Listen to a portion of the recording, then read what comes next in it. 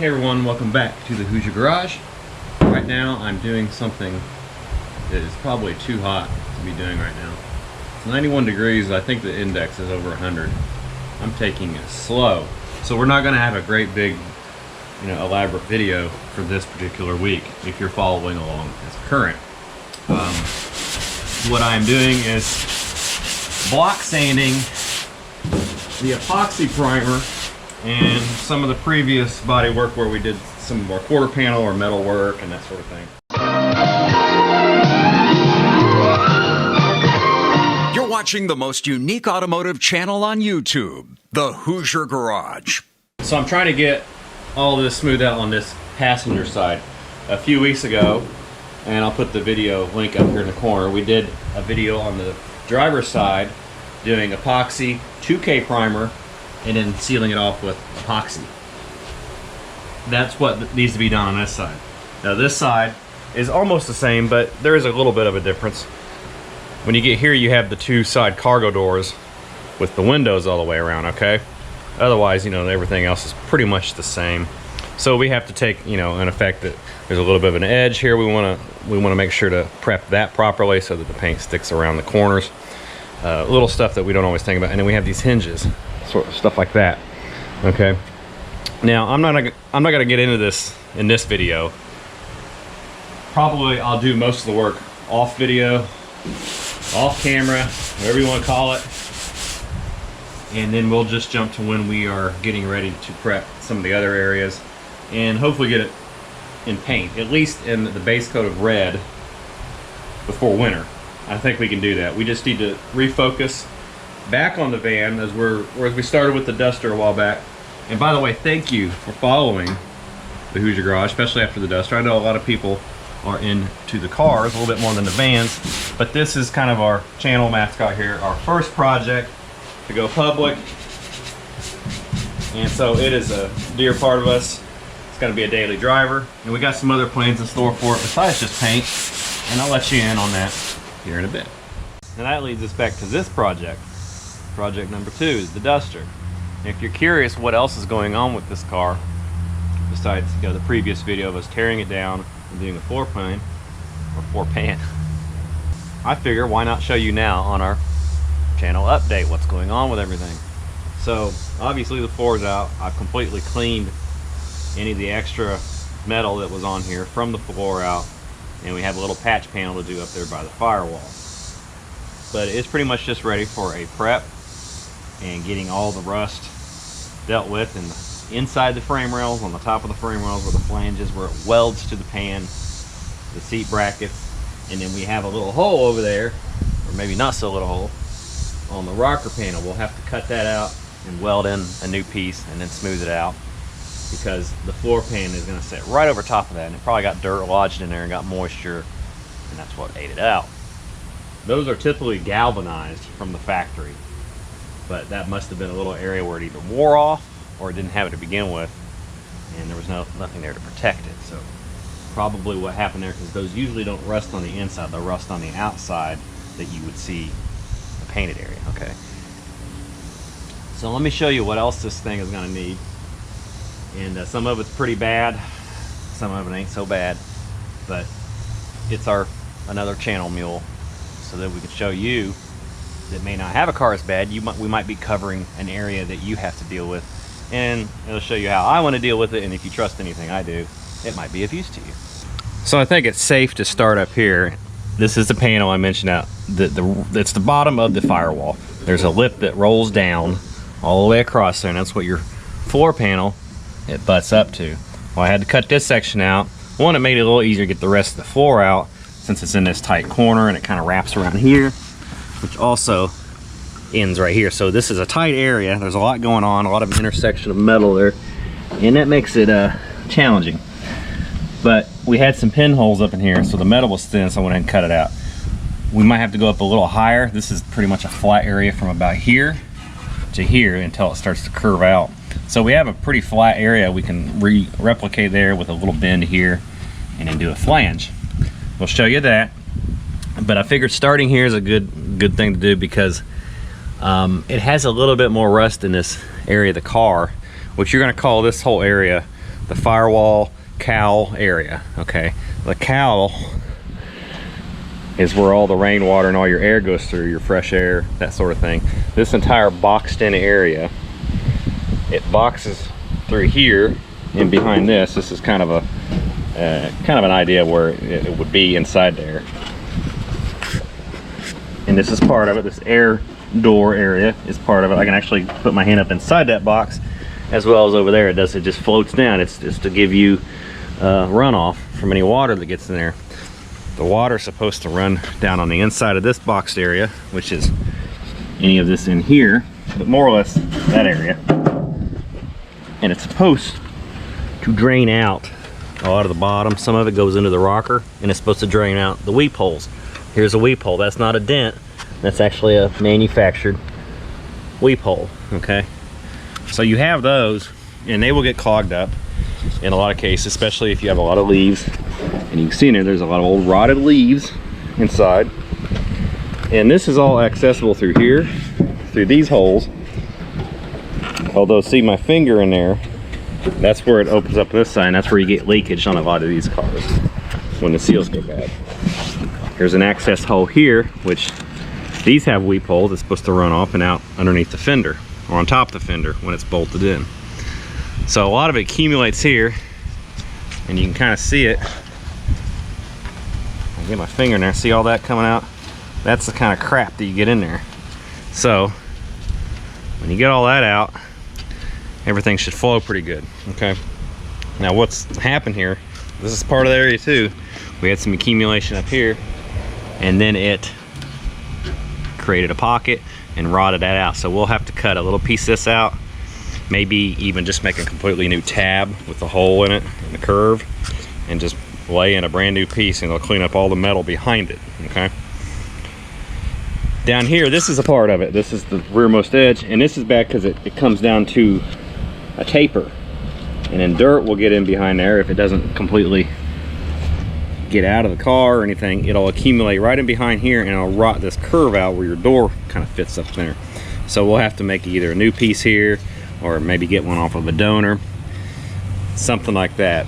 And it's also caused some rust down through here, okay? So I've split it open a little bit with the air chisel, and you can see it's rotted here. So it's a little excessive, but you could actually just make a brand new piece. It would, see, this is rotted out, and there's even some rust in here, okay? So you can see me pushing it through there from the inside. So this is, like I said, it's all boxed in. It's created some issues. A lot of you'll get backed up here, and we have a little bit of that going on here as well. See right here, it's kind of delaminating the metal. There's 2 or 3 layers of steel, and the moisture's gotten in there, and probably some debris, and it's caused some rot.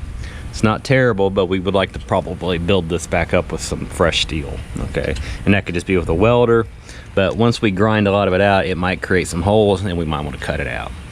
Now I'll show you another area that has a concern like this. And that area is on the absolute opposite side. There's a driver, here's the passenger. I jabbed this out with the chisel the other day because it was so weak. You can see it's rotted from the inside out. This is part of your A-pillar. This is pretty important when it comes to your roof. If you ever have a rollover or somebody hits you hard here, you want this to be strong, otherwise it'll cave in, things will go crazy, and it'll be dangerous. So this is gonna need to be replaced, okay? Out here we're pretty good. We might be able to salvage all of this, the skin out here, and then kind of rebuild the structure. And you can see it's back in here too. And I'll show you what I've got. Unfortunately, that's pretty bad. What I have that we can fix that with. If you remember our parts car duster that we tore apart about a year ago, this is the upper windshield frame. All right, this is where the windshield's set in, and I cut it right below where it curves down here, okay? Well, this part right here is the same part we just looked at on the car. There's a little bit of a surface rust there, but it's very, very solid. So we're gonna extract it from that piece here, and then we'll puzzle piece it into the duster out front.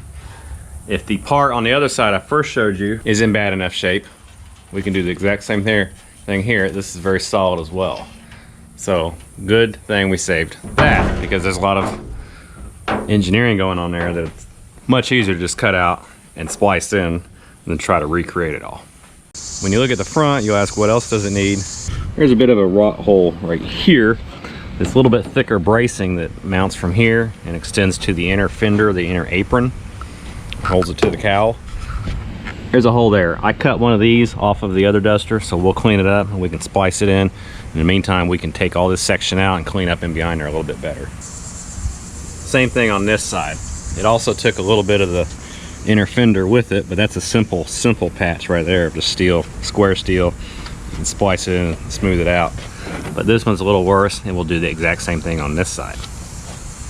Again, on the cowl down here, it ate out right there, probably the same deal as the other side as it did here. Instead of getting it here, it accumulated right here. So this will be a tight area. We'll probably have to chisel some of it out and put a new piece in, but no real big deal. It's just more time consuming than anything. And a common area on these cars, anytime you have a battery tray with batteries that leaks, battery tray set here. I have this piece here. It's not really much to it, but you can see where the hole has kind of opened up because of the acid that ate through, and it ate part of the apron here. But this is just a simple cut, bend, make a new piece, weld it in and go.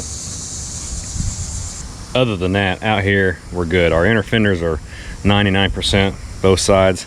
I think there's a little bit here. We'll tear into that. That seems to be common because the back side of that is this. So you got moisture back in here and it causes it to swell up. So it'll probably need just a small patch just over this area and we should be good. So with what we started explaining on the front, from that piece there, that would cover that.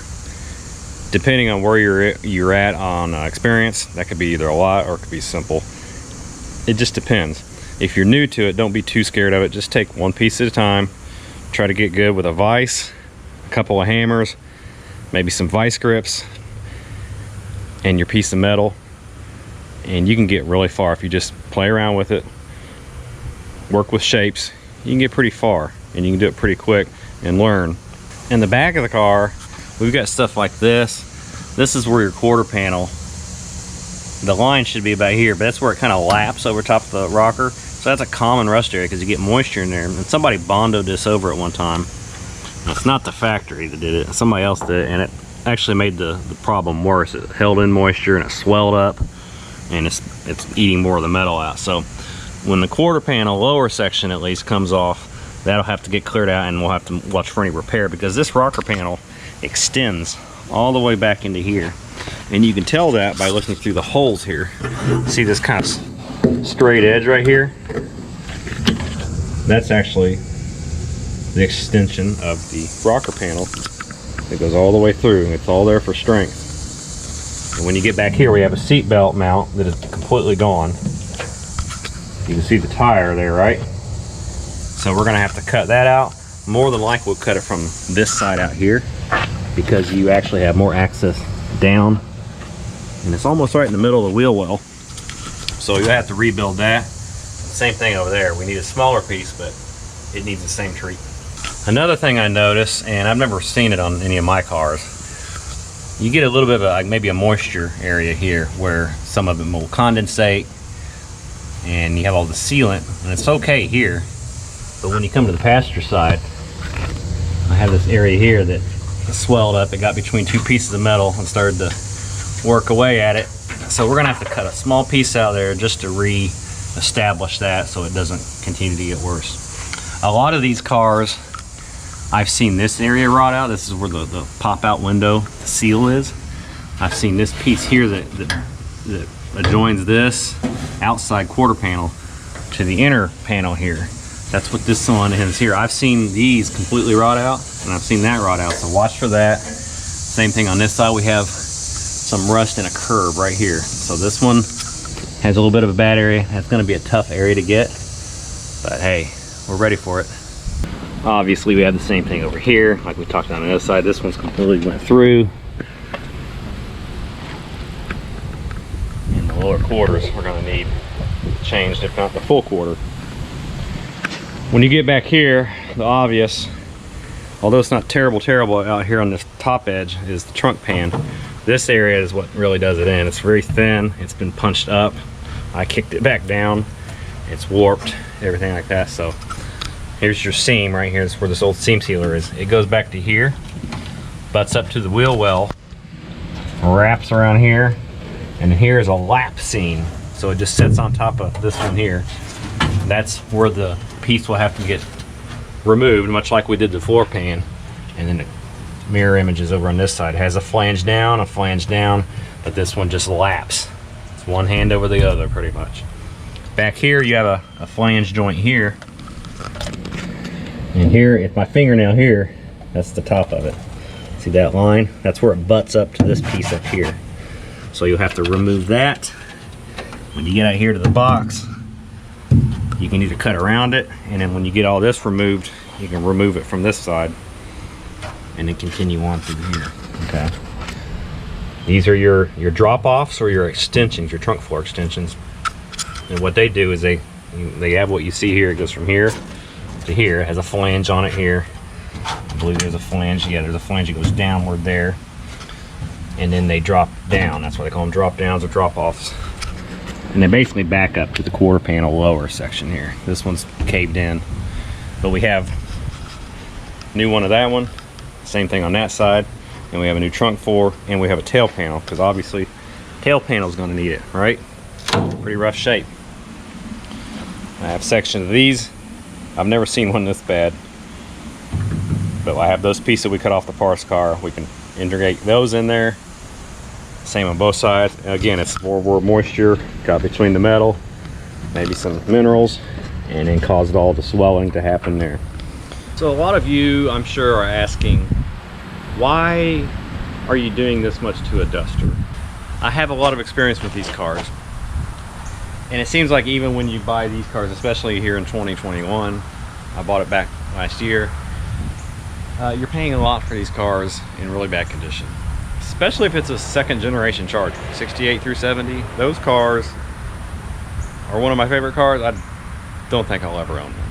But these cars are fun when they're built good. A car like this, you do however you want. You can paint it however you want, or whatever engine you want, and you don't feel bad about hurting the numbers matching.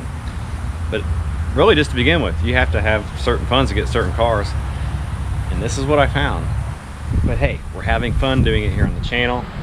I'm glad to show you what I would do. I like answering questions, helping people, because if it helps you get a car off the road that I can't, I can't save them all, but if it helps you and you get some skills and you're having fun doing it, then I've done my job and I'm happy, right?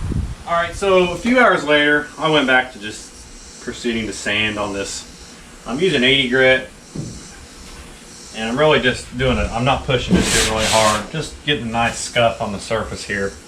And I found a low area right here, and a little bit of kind of some pitting of some filler right there, and maybe also some welding that I did get smoothed out perfectly. So I've done this panel where this line here stops over the wheel well. This whole door panel, except for where the red is, I'm going to go a lighter grit and just be more careful. I'm going to do that later though. And I've got this door, same thing, only up to here. So I really need to just do the rest of this, that ring around the window, this door, fender, and then the whole underpinning like the rocker panel down there.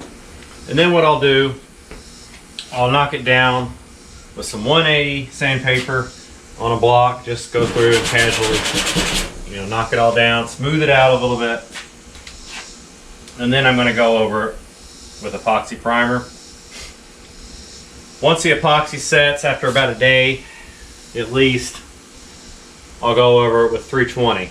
Okay, and that'll just knock down everything. If it's rough in any place, like has kind of a heavy orange peel, I can use 180 on that, knock it down. I'm going to go over with 2K after I sand everything down. And then you sand the 2K down, just like we did a couple videos ago in the 2K video. Once you get that smoothed out, then you put your seal coat of epoxy on here. Sounds like a lot of steps, but really you're just doing a couple steps really, and some prep in between, okay? I'll do the hinges also, just kind of, I'll probably do those in like 320 just to kind of scuff them up, and then they'll get painted. So a lot of the door handles, stuff like that, the mirror antenna, it'll come off, and then we'll mask everything off when it gets down to spraying the entire panel, covering the roof, all that good stuff. I mentioned a couple of changes. If you remember the last video I did with the duster, when we started cutting the floor pan, I was actually going to do a video for this last weekend, but I had trouble with the carburetor. We had a little issue, I don't know, about a month ago. I was driving it and it started cutting out on me and discovered it was a bit of a vacuum leak. Well, I'll show you what I discovered. I'll get the engine cover off. So we took the air cleaner off here and I had it running and didn't want to idle at all. And I would spray carb cleaner around the base and there really wasn't much effect. But the actual shaft, deep down inside here, can't see it from here without taking it off, but it's your butterflies down below, or your throttle blades, however you want to call it, down in the bottom end. I noticed it when I was rebuilding the carb, but they seemed a little bit of play in there on the shaft that goes all the way through the body. And when I would hit that with the carb cleaner, the idle would pick up pretty good and it would smooth out, but as it dissipated, it would go back to running extremely rough. And all this was after putting my hand on top of the carburetor trying to choke it out. It would pull in air from probably there and it would run okay.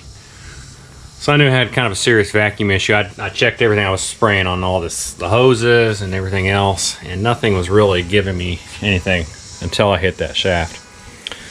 So with that said, I thought, well, this is probably I was going to do it down the road, but just upgrade the intake, because the intake, for one, is the old style cast iron. That's one thing, but it's a single plane. If you ever looked at one of these up close, they are a single plane intake, which is okay for kind of bottom end power because it's giving you the air directly and evenly. But you really kind of want a dual plane, which is what they came out sometime this year on these for a 2-barrel setup. But they have the Edelbrock Performer intake. These are very, very common. There's nothing special about them.